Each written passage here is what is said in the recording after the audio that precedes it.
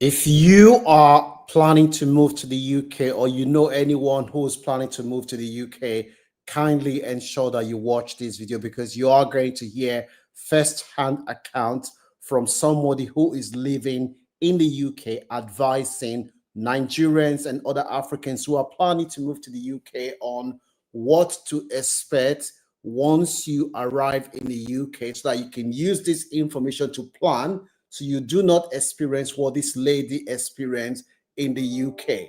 Let me know whether you have any sympathy for this lady or you think that this lady's advice should be disregarded. Some people have criticized the lady in question. Frank is my name. On this channel, we share the latest update about immigrant daily lived experience to inform and educate our audience. Let us hear from our Nigerian. If you are coming to the UK, my brother, my sister, this is a reminder that there is no free house in the UK. There is no free house. Look, now I'm living at the back of our car. And this is the cucumber you saw me with. And I'm about to eat the cucumber. The cucumber is for eating. It's not for anything, it's for eating. No free house in the UK. As you are coming to the UK, make sure you have enough money to lodge somewhere, or you have plans for where you are going to stay in the UK. There is no free house in the UK. We have free food in the UK, but no free house. You see, this is the back of our car. We are living in the back of our car. So the little thing you can do for me, So let's pause that video for a minute. Do you think that a lot of immigrants, they are going through different challenges in the UK? Times are hard. Latest government statistic in the United Kingdom shows that homelessness in England rose by more than 27% in the last year. As we speak now, 327,900 people are in temporary accommodation in the UK. There are different reasons. The shortages of houses. A lot of immigrants who come into the country today, they cannot claim any benefit. Now, a lot of people are shocked and surprised that a Nigerian who moved to the United Kingdom in search of a better life, how did she end up on the street? And she is now sleeping inside her car. And the woman's skin look a bit rough. We don't know if that is due to the living condition, but a lot of immigrants are reaching out to us, telling us their experience, especially the recent arrivals who moved to the UK with high hopes. Some of these folks, they sold everything that they had before they moved to the UK. And when they came to the UK, they realized that the picture that they were painted about life in the UK is not what they are saying. A lot of people have been criticizing this woman and saying that why is she telling Nigerians not to come to the UK? Some people are saying that, well, she's just saying all these things to discourage others from coming to the UK, that some people are saying that they would rather live in the car in the UK than for them to live in Nigeria and other African countries where they don't have any hope. Let me know what your views are. The sad reality is that for anybody who is planning to move to the UK today, you have to do your homework. The average cost of rent has gone through the roof. The average person today is paying in Manchester area, the average cost of renting is gone up from £850 a month for rent. It's gone up to 1,300. I know quite a few Nigerians who are sharing 3-bedroom. They rent the 3-bedroom with different families that they did not know before. It is when they came to the UK, they now realize that the cost of rent alone is taking away money from their rent. Those inside London is even worse. Those inside London, some of them are paying more than £800 a month just to rent one room in a 3-bedroom house, they are paying £800 or more.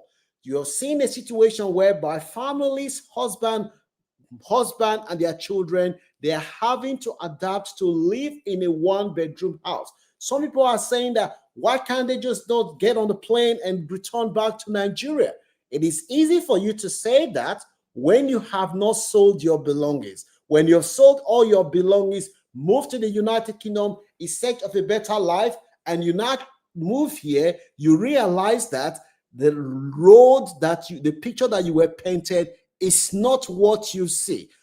Would you advise this woman who is now living in a car to go back to Nigeria? It is very, very easy for me and you to say that.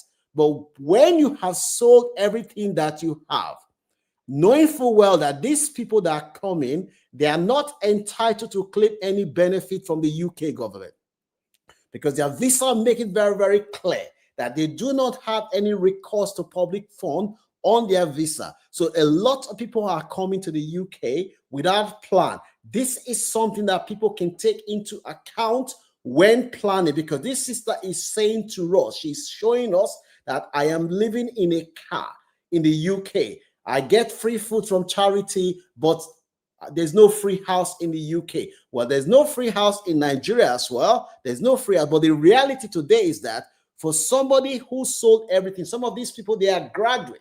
Some of these people, they were working in the bank. Some of these people, they were middle class in Nigeria and other African countries before they came to the UK. And now they came to the UK, they now realize that the picture that they were painted is not what they are getting. Do you blame this woman? Would you return back to Nigeria or other African countries if you were in this woman's shoe, knowing full well that you do not have anything to return back to? You've sold everything that you had, invested it in the dream of coming to the UK, thinking that once you get to the UK, your life will be better off, and you now realize. My advice for those people is that if you are just coming as an immigrant, the beginning is not going to be easy, because you're starting from the scratch. You do not have the network. You do not have the contact. It's going to be rough. But the question I'm saying that, do you advise this lady and other people in her shoes to return back to Nigeria? And what are they returning back to in Nigeria? This lady is telling us that she hasn't got anything to return back to in Nigeria. Let us hear from her again. Little thing you can really do for me. I'm not asking you for money.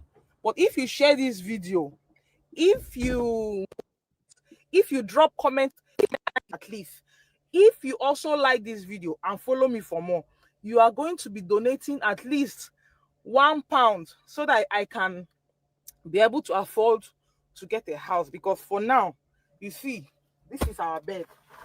We are living here. This is where we are living. This is our bed. This is our bed. You can see our bed, our pillow, our towels, our drinking water, the food, and this is our mini fridge. You see, this is our fridge, and this is our car. We are living at the back. There is no free house in the UK.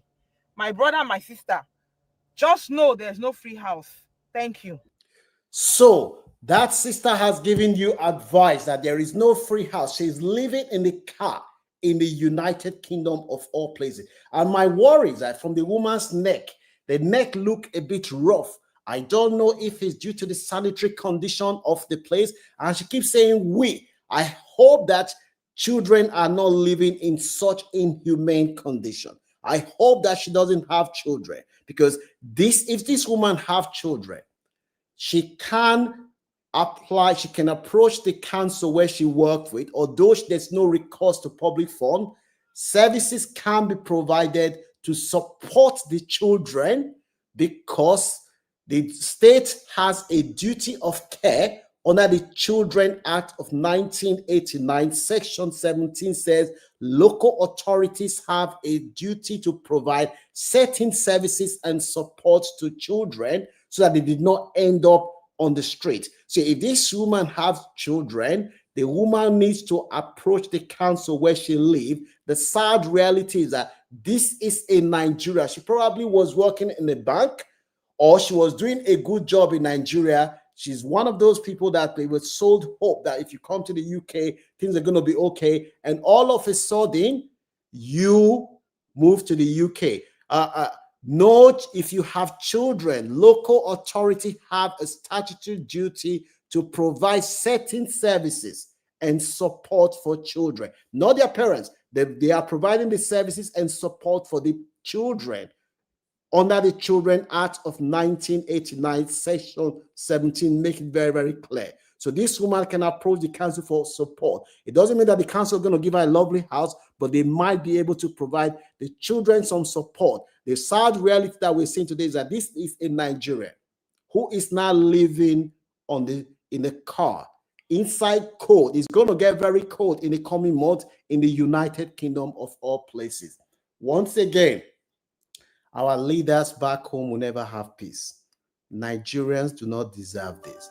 As long as we have helpless, heartless leaders who only care about themselves, our people are going to continue to live like animals in the civilized world. As long as we have followers like you and me who see bad government, who promote incompetence because of tribe, because of religion, our people will continue to suffer. This is sad.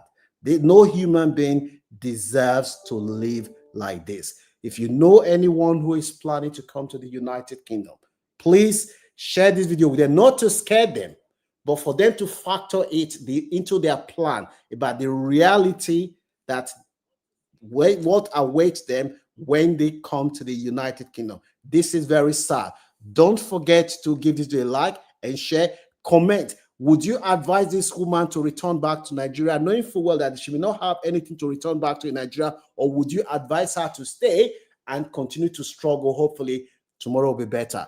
Let me know your views about this woman. Hopefully, she will read the comment. I want to know what your views are. Don't forget to give it a like and share. Leave your comment in the comment section. Follow us on all our social medias. I'll see you guys soon. The hard reality is that our sister in Nigeria.